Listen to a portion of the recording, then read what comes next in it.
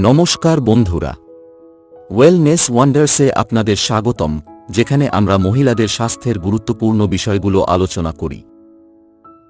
আজকের এই ভিডিওটিতে আমরা গর্ভাবস্থায় স্পটিং বা রক্তপাত নিয়ে আলোচনা করব।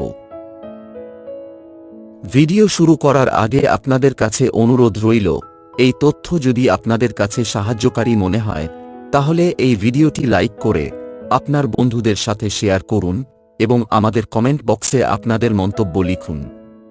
আমাদের চ্যানেলে এরকম আরও উপকারী কন্টেন্টের জন্য সাবস্ক্রাইব করুন। চলুন তাহলে ভিডিওটি শুরু করা যাক। গর্ভাবস্থায় স্পটিং বা রক্তপাত এই ধরনের সমস্যা অনেক মায়ের জন্য চিন্তার কারণ হয়ে দাঁড়ায়, কিন্তু কখনো কখনো এটি স্বাভাবিকও হতে পারে। তাই চলুন জেনে নিই কিভাবে স্পটিং বা রক্তপাতের বিষয়টি বুঝবেন এবং কবে এটি আপনার জন্য চিন্তার কারণ হতে পারে।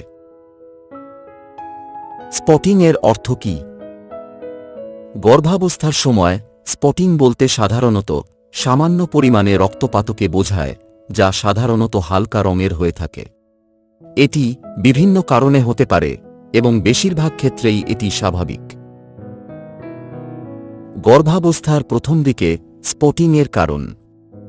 গর্ভাবস্থার প্রথম দিকে স্পটিং হওয়া খুবই সাধারণ বিষয়। এটি প্রায় 20 থেকে 30% মহিলার ক্ষেত্রে দেখা যায়। কিছু সম্ভাব্য কারণ হতে পারে, যেমন ইমপ্লান্টেশন ব্লিডিং। গর্ভধারণের প্রথম দিকের রক্তপাতের একটি প্রধান কারণ।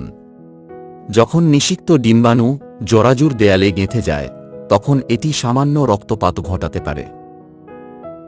হরমোনাল পরিবর্তন। গর্ভাবস্থায় হরমোনাল পরিবর্তনের ফলে জরাজুর লাইনিং কিছুটা দুর্বল হয়ে পড়ে, যার ফলে সামান্য স্পটিং হতে পারে। যৌন সম্পর্ক। গর্ভাবস্থার সময় যৌন সম্পর্কের পরেও কিছু মায়ের হালকা রক্তপাত হতে পারে, যেটি সাধারণত ক্ষতিকারক নয়। কখন চিন্তা করতে হবে? যদিও বেশিরভাগ ক্ষেত্রেই স্পটিং স্বাভাবিক, কিছু পরিস্থিতিতে এটি চিন্তার কারণ হতে পারে। নিম্নলিখিত লক্ষণগুলির মধ্যে কোনোটি থাকলে দ্রুত ডাক্তারের পরামর্শ নিন। প্রচুর রক্তপাত। যদি রক্তপাতও বেশি হয় এবং প্রায় পিরিয়ডের মতো ভারী হয়, তাহলে এটি চিন্তার বিষয় হতে পারে। তীব্র পেট ব্যথা। যদি স্পটিংয়ের সাথে তীব্র ব্যথা থাকে, তাহলে এটি জরুরি সেবা প্রয়োজন হতে পারে। রক্তের রং পরিবর্তন। গাঢ় লাল বা গাঢ় বাদামি রঙের রক্ত হলে এটি পরীক্ষা করা উচিত। আপনি যদি স্পটিং দেখতে পান, তবে কি করবেন? গর্ভাবস্থায় স্পটিং হলে নিজেকে শান্ত রাখুন এবং অতিরিক্ত শারীরিক পরিশ্রম এড়িয়ে চলুন। বিশ্রাম নিন এবং তরল পদার্থ বেশি করে গ্রহণ করুন। দ্রুত ডাক্তারের সাথে যোগাযোগ করুন এবং তাদের পরামর্শ অনুযায়ী ব্যবস্থা নিন।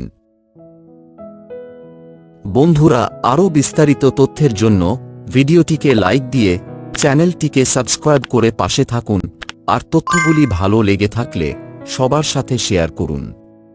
আপনার প্রশ্ন এবং মতামত আমাদের কমেন্ট সেকশনে অবশ্যই লিখুন। ধন্যবাদ।